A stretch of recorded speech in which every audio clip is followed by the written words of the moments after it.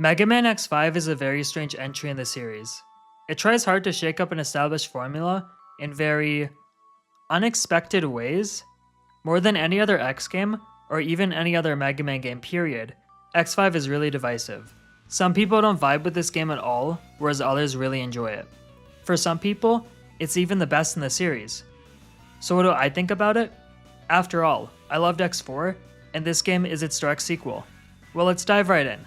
But first, be sure to drop a like on this video and subscribe. I know a lot of you guys aren't subscribed, so please do. It would really help me grow this channel. Thanks. As soon as the intro level starts, you can already tell this game is going to be different. Meet Alia the Navigator, and she tells you what's going on. Okay, that's interesting. Guess there's going to be more dialogue in this game. Oh, she just stopped me during the stage. That's weird. And now she stopped me again to give a written tutorial. This is getting old. But hey, it's just the intro level. Maybe they're just doing something different. I'm sure the Maverick stages will be fine. Oh no, she interrupts you at the start of every Maverick stage? Nope, scratch that. At almost every section of every Maverick stage. What? I walked her 2 seconds and she just stopped me again. Alia does not stop talking to you in this game. It happens so many times, and yes, you can button mash through the text, but this is so overkill. It's like the game assumes I'm 5 years old. Was this not playtested? Almost all of her dialogue in the stages is unnecessary, and it just destroys the pacing. Yikes. The core gameplay is very similar to X4. You can still play as X and Zero, and they handle the same as before. I forgot to mention this in my previous videos, but the controls in these games have always been smooth. You feel like you're in perfect control of your character. I think the PlayStation X games feel a bit better and more precise than the SNES games, but that might also just be because I have more experience with them. What's different this time is X and Zero can now grab onto these zip lines to move around in, and crouching has been added to give you another way to dodge certain enemy attacks. At first I didn't think much of these mechanics, but I think they're well implemented. The crouching especially comes in handy a few times. So they're neat features. Oh, and X can't shoot through walls anymore. That's something. If you open the options menu, you'll see there's some new features in this game. There's a difficulty select between normal, easy, and extreme. I've usually just played the game on normal, including my playthroughs for this video, and extreme mode doesn't change much, aside from adding more enemies on screen. There's a rapid fire mode, and the ability to auto-charge the X-Buster, which I actually use quite a bit as X, because I'm usually charging a shot with him anyway. There's also an optional training mode for beginners, and a slow mode. But why would you play the game this way? It's like you're underwater. Oh my god, get this off the screen. Unlike X4, X and Zero are both usable in the same playthrough this time, which sounds awesome since you can make one campaign have more variety than ever before in this series. The issue with that concept is X and Zero don't share heart tanks. This means by using them together, they're actually going to end up weaker by the end of the game than if you only use one of them. What makes it weirder is they share the 2 sub-tanks, the returning weapon and EX tanks, special weapons, parts, hell, Zero can even grab the armor upgrades for X. Everything is transferable except the heart tanks. Why? This completely cancels out the benefit of using them together. I did 2 playthroughs of this game for X and Zero, but I really wish all my collectibles were transferable, and I could have just done one playthrough. After beating the intro level, we reach the stage select screen, and it's here where we learn about the main gimmick of X5. There's 16 hours until this space colony called Eurasia crashes into the Earth and kills everyone. I'll explain why this is happening later. Probably. To prevent this from happening, you need to destroy the colony, and there are 2 methods to achieve this. You can either power up this piece of junk cannon called the Enigma to blow it up, or if that fails, you can enhance this space shuttle Zero pilots that can also destroy the colony. A big cannon and a space colony. This game is like a reverse Sonic Adventure 2. The reason why we're fighting the Mavericks in this game is the ones on the left side have items to power up the Enigma, whereas the ones on the right have items to help the shuttle. You can fire the Enigma and launch the shuttle anytime you want, but the odds of destroying the colony substantially increase with the more items you have, so you want to tackle the Maverick stages. Each one of them takes up an hour, leaving you with only 8 to spare. Actually make that 6, because this guy called Dynamo always fights you twice, and each of those encounters also takes an hour. If the Enigma failed, and you ran out of time before the shuttle parts were all collected, the shuttle is launched anyway, and it probably fails, which locks you into the bad ending. But still, this probably won't happen. just as long as you collect all the items from the Mavericks, right? Well, no. First of all, the Enigma, even with all its parts collected, is extremely unlikely to ever destroy the colony. I've played this game countless times, and it only destroyed the colony one time when I had no parts and I just YOLO'd it. Some guy made a Reddit post after looking into the game's code to figure out the RNG, and basically the Enigma with 0 parts is 6.25% to work, and with 1 to 4 parts, that goes up to 12.5%. So basically the other 3 Enigma parts don't actually increase your odds at all, even though that would make sense. The shuttle is much more likely to destroy the colony, but it's not guaranteed. With 0 parts, it's 12.5% to work, and that goes up with the more parts you collect. But at best with 3 to 4 parts, it's only 75% to work. So the good and bad endings are separated by a random 25%. Okay, technically it's more like 21.875% when you consider the conditional probability from the Enigma, but you get the point. The problem with triggering the bad ending is it prevents you from using 0 for the rest of the game. So you can play through the game as 0, get all the Enigma and shuttle parts, and be locked out of using him for the rest of the game if you get the unlucky 25%. Which is a really poor design decision, because remember, X and 0 don't share heart tanks. So if the now defunct 0 took most of the heart tanks, you gotta play through the rest of the game with a weaker X. You can mitigate this by reloading a past save before you got all the shuttle parts to reset your RNG, which is what I always did, but like what first time player is gonna know to do that? Making the endings RNG and so punishing just sucks and has deservedly ticked off a lot of players. There's a slight difference in your playthrough depending on if you select X or 0 at the very start. Choosing 0 gives you the Z-Buster, which is a projectile that's slow, laggy, and has pathetic damage. Never take this, it's a joke. Choosing X on the other hand gives you the 4th armor. It's been nerfed from X4 to balance getting it so early. It no longer gives you infinite special weapons, and the plasma shot no longer does additional damage to most enemies, although the effect still lingers on the screen for some reason. But the blasts are still massive, you can still hover in the air, and the body armor once again cuts the damage you take in half. This is a great feature that really helps with the early game. I feel like X can take on any Maverick first without much issue with this equipped. You can still use unarmored X, but there's really not much point in this game. The collectibles are the same as X4, except there are 2 armor sets this time. That means every stage has a light capsule to collect. However, unlike the previous games, you can't use the individual parts because it's too dangerous? What? That doesn't make sense. So you need to wait until all 4 parts are collected before you can use the Falcon or Guy armor. Now you do have the 4th armor, so this isn't the worst thing ever, but it's another dumb game decision. The Falcon armor is interesting in that its combat capabilities are worse than the 4th armor. The charge shot is much smaller, you can't charge special weapons, and there's no air dash or hover. Instead, its strength lies in its mobility. You can fly with this armor for a couple seconds, and you're even invincible during it. The flight can damage enemies too. It's a really cool armor that's fun to use during levels and helps grab collectibles. There's also a Giga attack, but I don't think I ever used it. The Gaia armor, on the other hand, kinda sucks. It can cling to walls, walk on spikes, and destroys these V-cubes. It also has a strong charge shot that does look cool with the dark green visual effect. The problem is, well, everything else. The shots have less range than normal, you can't use special weapons at all with it, there's no air dash or mobility upgrade, and general mobility on the ground or from dashing is reduced. This might be the worst armor set in the series. I basically only ever use it to grab collectibles. Speaking of, let's discuss the worst element of X5, its item game. Man, what went wrong here? Okay, so with X, the way the items work is the stages on the left with the Enigma parts contain the Falcon armor, and the stages on the right with the shuttle parts contain the Gaia armor. To get every item in the game, you generally need to go through the stages holding the Gaia armor upgrades while you're wearing the Falcon armor, and the stages holding the Falcon armor upgrades while you're wearing the Gaia armor. But because you need to unlock both armor sets, this means you have to do a ton of backtracking no matter how you route the game. And it's even more limited than that, because you can't obtain all 4 Gaia armor parts without unlocking the full Falcon armor first.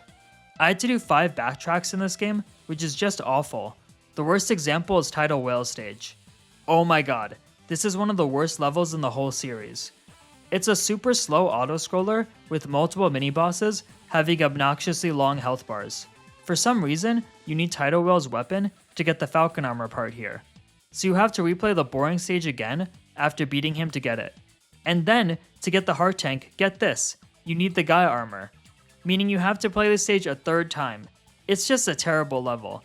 I have no idea why they designed it like this. Thankfully, this isn't an issue for Zero. Because he can't wear the armor parts, you can just ignore them and focus on the other collectibles. Zero also can't obtain some of the heart tanks, probably so X isn't completely screwed if you lose Zero because the colony survived. So there's even less to collect. What this all adds up to is you can play the game as Zero and never have to backtrack, which is fantastic and how it should have been for X2. This is one of the reasons why I like Zero's playthrough more in this game. The other reason as well, Zero is basically a god in X5. His damage output is just ludicrous. You destroy everything so fast.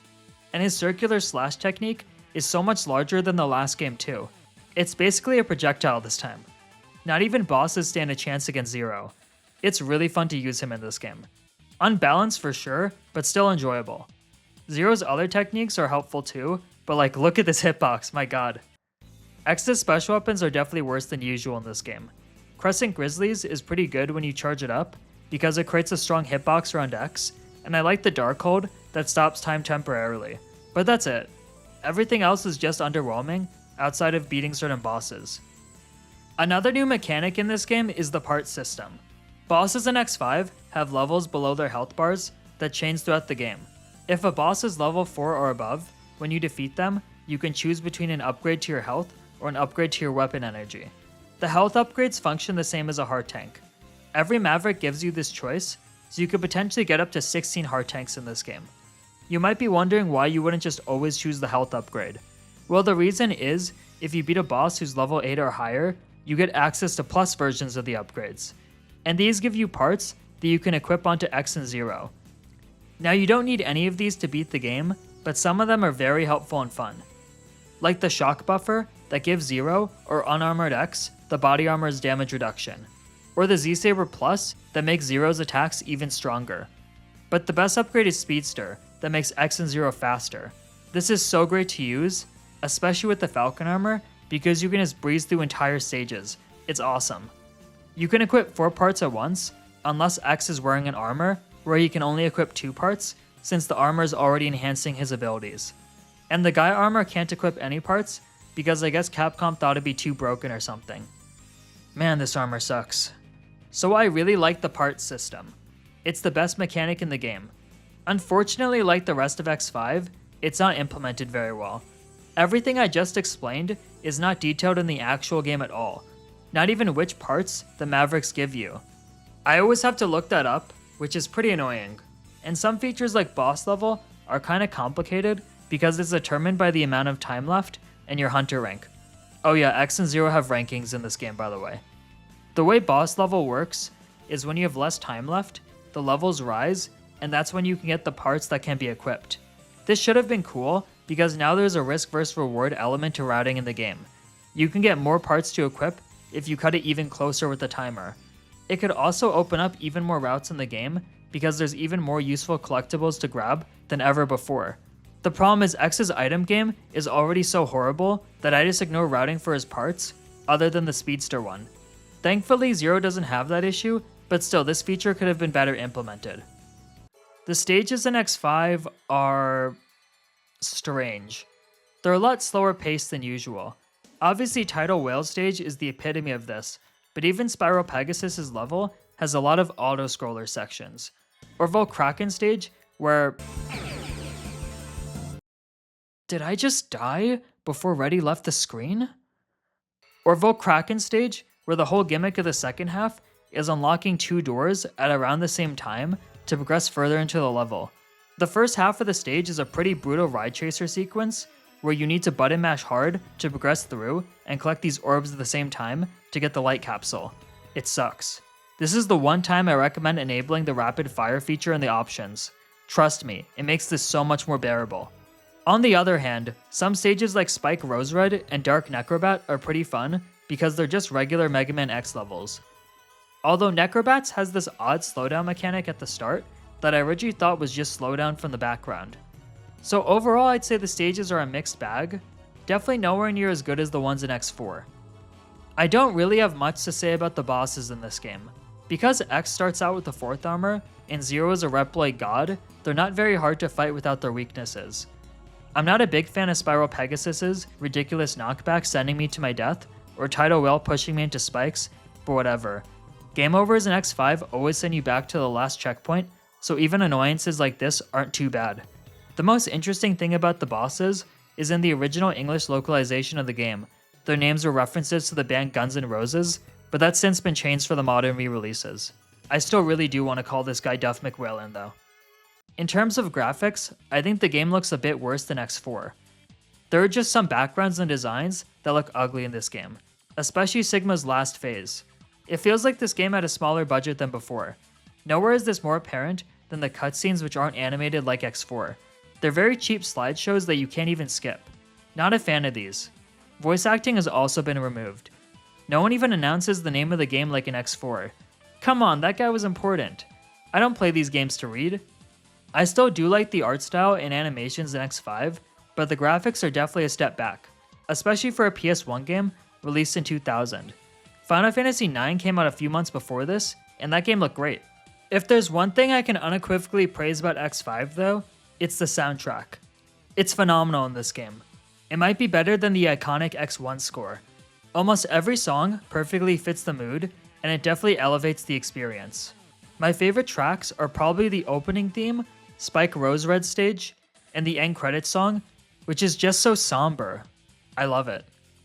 So far I've described X5 as a bit of a mixed bag, and that's because it is.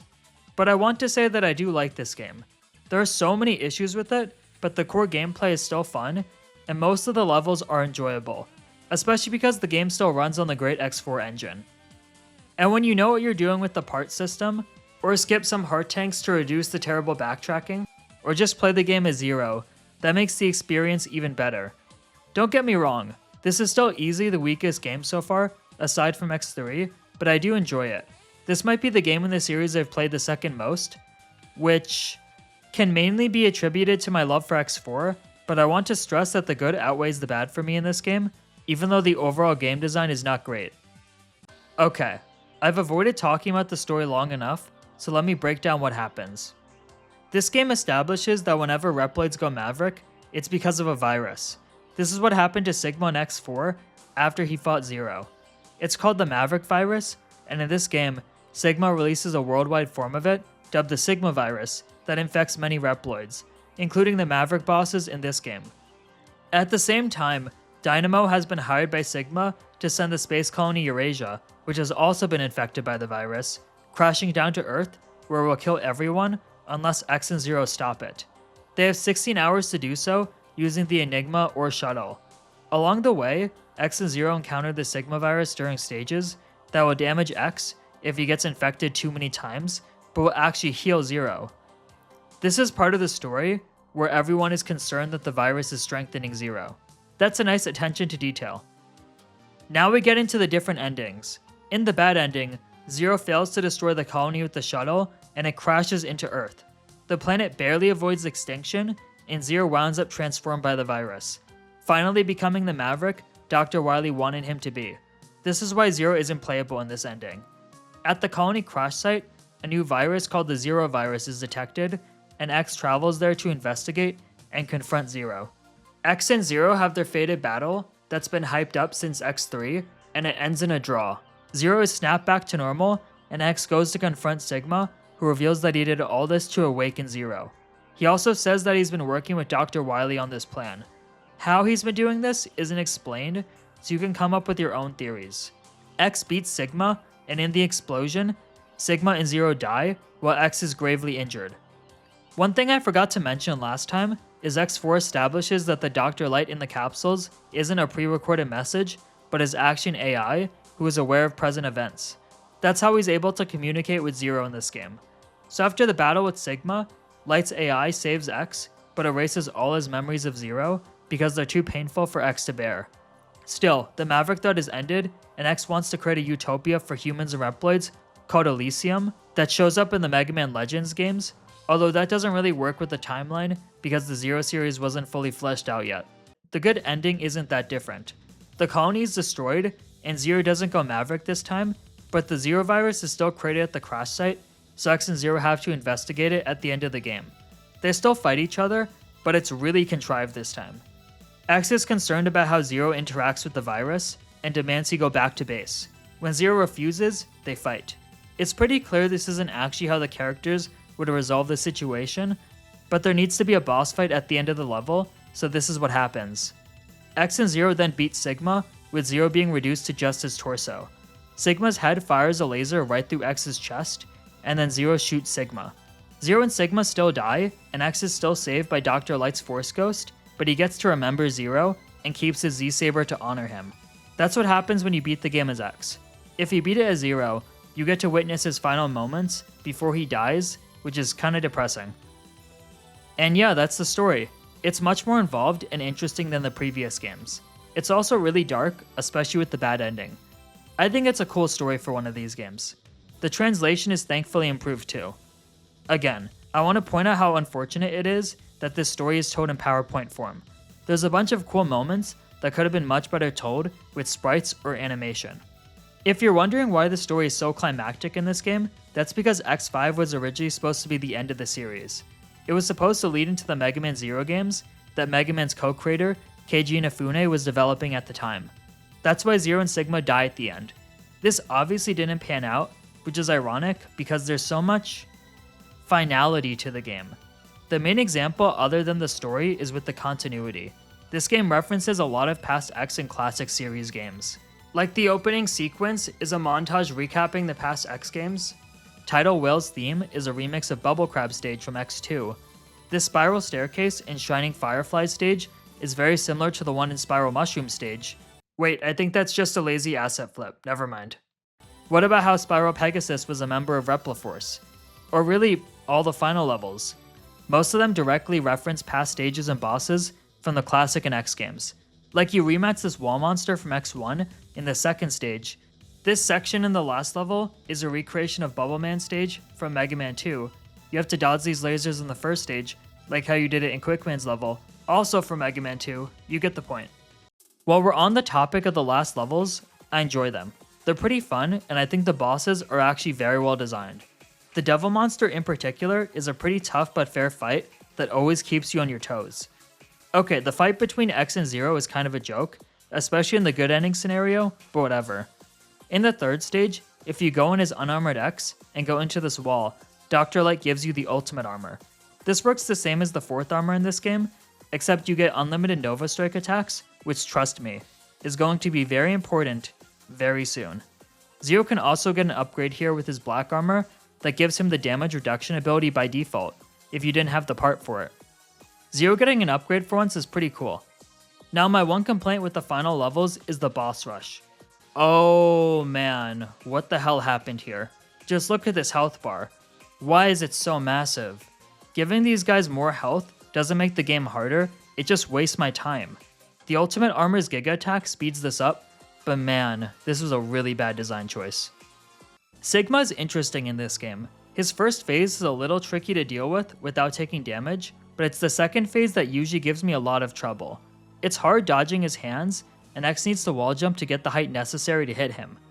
And then some of his attacks are tough to dodge, especially these stupid purple cubes that I've never been able to dodge well. It only took me 2 tries to beat him this playthrough, but I would say he's one of the harder final bosses in the series, at least with X. He's not very hard with Zero, since you can double jump at any time to hit Sigma, and you hit like a truck. But eventually Sigma goes down, and we've beaten X5. However, we're not quite done with the review yet, because I have one more topic to cover. A few years ago, fan developer Ace Diaz released a hack called the X5 Improvement Project that seeks to fix many of the issues with the original game. First and foremost, Alia can be toggled off in the menu, so you can play through the game in peace. X and Zero now always get the plus versions of upgrades, and don't have to choose between 2 different parts, eliminating the vagueness of the original system. X and Zero also finally share heart tanks, so you can actually use both of them in the same playthrough for once. Oh my god, thank you. I've wanted this feature for so long. It feels surreal to finally play the game this way. Potentially the best change, however, is the RNG has been removed. Now the Enigma will always fail, but if you have all 4 shuttle parts, the colony will always be destroyed, so you won't be stuck in the bad ending, even if you did everything right. What a great change. The story has also been retranslated to sound better in English, and cutscenes can be skipped. X can now use armor parts before completing the full set, which is a fantastic change that, along with some retooled special weapons, drastically improves the item game. I was able to play through the game with only 2 backtracks using this order. I'm genuinely curious if it's possible to do so with less. If you've played this version and have come up with a better route, please let me know in the comments. Some stages have also been fixed. Namely, Tidal Whales is sped up by 150%, so it's less tedious, and you can now get all the items in one playthrough. Thank God. There's a lot of other changes too, but those are the most notable ones. The hack doesn't fix all my issues with the original game, but it is really good, and it's how I play X5 now. I would highly recommend this version. It's what I always wanted X5 to be, and I'm grateful it exists. I can't legally tell you how to play it, but that's what the internet is for. As for the original Mega Man X5, what a strange game. There's so many odd decisions made that detract from the experience, like the RNG endings, the terrible item game, the vague part system, or Alia, but I still do enjoy it for the core gameplay, awesome music, and Zero's campaign. If you're a fan of the series, I recommend playing it just to see if you enjoy it or not. It really is that polarizing. And that's all I have to say about X5. As always, remember to like the video and subscribe to the channel. Thanks for watching.